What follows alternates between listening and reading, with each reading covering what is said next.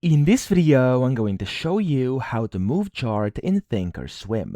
Now, the first and the easiest thing you can do is just use your mouse wheel to scroll either up or down, and your chart is going to move either to the right or to the left. So that's the most basic thing you can do. Now, the second one to move it is you can actually just go ahead and drag on your screen to zoom in a specific part, and then you could go down here at the bottom and then scroll to the left and then to the right, and this is basically going to move the chart for you.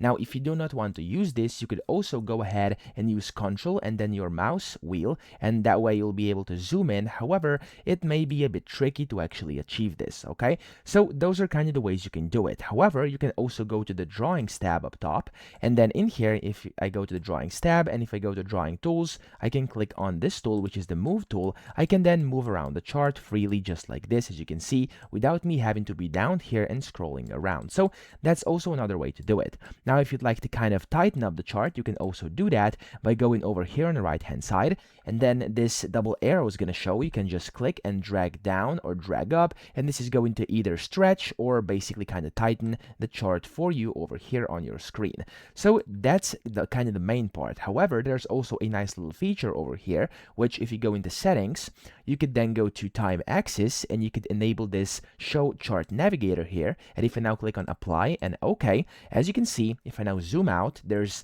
basically just the price action showing on my chart down here at the bottom. However, if I were to zoom in into a specific portion, it's going to show me exactly where I am, and it's going to show that kind of the blue border here, and with that I can see exactly what's going on down here without me actually having to look at the chart. There's no candlesticks, they're just kind of a nice little refined line and the gray area. So that's pretty much all the ways you can move the chart with, and I hope this video helped you out. If it did, please subscribe to the channel and help me out as well.